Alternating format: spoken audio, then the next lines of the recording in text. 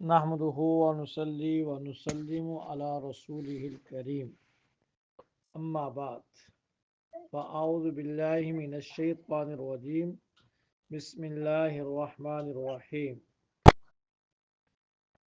قال رسول الله صلى الله عليه وسلم أنه سيكون في أمتي كذابون ثلاثون كلهم يزعم أنه نبي وأنا خاتم النبيين لا نبي بعدي رواہ المسلم۔ نبی کریم صلی اللہ علیہ وسلم نے ارشاد فرمایا کہ ان قریب ہوں گے میری امت میں جھوٹے 30 وفی روایت دجالون، ایک روایت میں آتا ہے جھوٹے اور دجال خلط ملط کرنے والے، کلہم یزعم انہ نبی، ان میں سے ہر ایک یہ گمان کرے گا کہ وہ اللہ کا نبی ہے، لیکن یاد رکھنا انا خاتم النبیین لا نبی بعدی، میں آخری نبی، میرے بعد کوئی نیا نبی نہیں ہوگا۔ ہمارے عقیدے کے مطابق جیسے قرآن اللہ کا کلام ہے، ایسے وہی بھی اللہ ہی کے حکم کے مطابق ہے، اور احادیث یہ بھی وحی کی ایک قسم ہے۔ رسول کی کتابوں میں آپ نے پڑھا کہ وحی کی دو قسمیں ہیں، وحی مطلوب اور وحی غیر مطلوب۔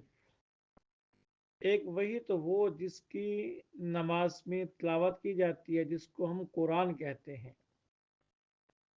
اور ایک وحی وہ جس کی نماز میں تلاوت نہیں ہوتی، وہ اللہ کے نبی کا فرمان ہے۔ جو آپ فرماتے ہیں وہ بھی وحی ہی سمجھی جائے گی۔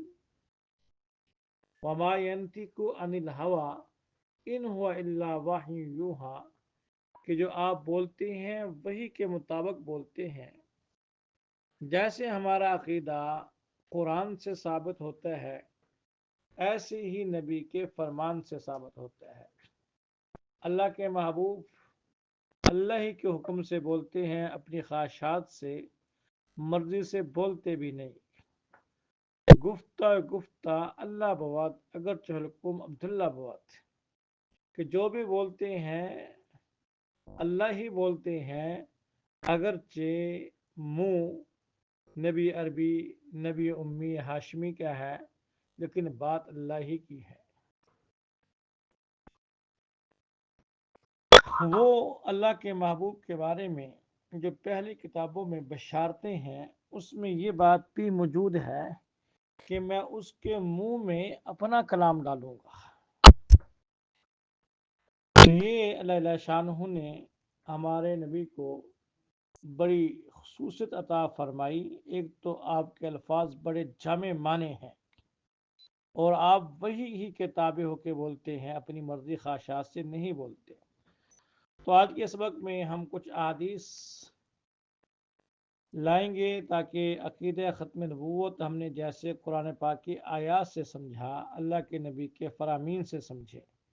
یہ روایت اس کے بارے میں کل بھی کچھ بحث ہم نے کی۔ آپ نے ارشاد فرمایا کہ میری امت میں جھوٹے ہوں گے، دجال ہوں گے، اور وہ نبوت کے دعوے کریں گے۔ اس روایت میں 30 کے الفاظ ہیں، اور مسند احمد کی ایک روایت ہے، اس میں اللہ کے محبوب نے ارشاد فرمایا تھا، حذیفہ کی روایت، فی امتی کذابون دجالون، کہ میری امت میں کذاب دجال ہوں گے، 27، 27، منہم اربع نسوۃ، ان میں 4 عورتیں بھی ہوں گی۔ وَإِنِّي خَاتَمُ النَّبِيِّينَ لَا نَبِيَّ بَعْدِي، یہ مسند احمد کے روایت کے الفاظ ہیں، طبرانی کے اندر بھی ہیں، اسناد جید، اچھی سند ہے، جید سند ہے، اور امام طحاوی رحمۃ اللہ علیہ نے ان کو طحاوی کے اندر بھی ذکر فرمایا ہے۔ تو اس کا مطلب یہ ہوا کہ نبی کریم صلی اللہ علیہ وسلم کو پہلے شاید علم دیا گیا ہو کہ 27 ہوں گے، پھر بعد میں 30 کا لفظ آ گیا، اور یہ 30 کنفرم نہیں ہے کہ 30 ہی ہوں گے۔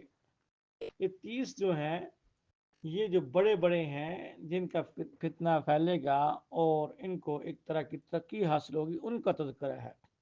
ورنہ ہر علاقے میں، ہر محلے میں جو یہ دجال پھر رہے ہوتے ہیں، کوئی ہومیوپیتھک ڈاکٹر ہے، اس کا دماغ ہوا، اس نے نبوت کا دعویٰ کر دیا، تو اس اعتبار سے تو ہمارے پاکستان کے اندر درجنوں ہیں، اور کتنے مردار ہوئی۔ یہ 30 ہیں، یہ بڑے بڑے خرناٹ قسم کے اور فتنے کو پھیلانے والے اور اپنے فتنے کو عروج دینے والے، ان کا تذکرہ ہے۔ اور بعض احباب نے ان کو کتابوں کے جمع کر دیا ہے، فلاں اسود انسی ہے، مسلمہ کذاب ہے، فلاں ہے، فلاں ہے، فلاں ہے۔ لیکن اللہ کے محبوب نے فرمایا تم ان کے اس چال میں نہ آنا، میں آخری نبی ہوں، میرے بعد کوئی نیا نبی نہیں ہوگا۔ دوسری روایت یہ بخاری مسلم متفق علیہ ہے، آپ نے فرمایا انا العاقب، میں عاقب ہوں، میرے اور بھی نام ہیں، لمبی حدیث ہے۔ آپ نے فرمایا انا محمد، انا احمد، انا ماہی، انا حاشر، میں محمد ہوں، احمد ہوں، ماہی میرا نام ہے، حاشر میرا نام ہے۔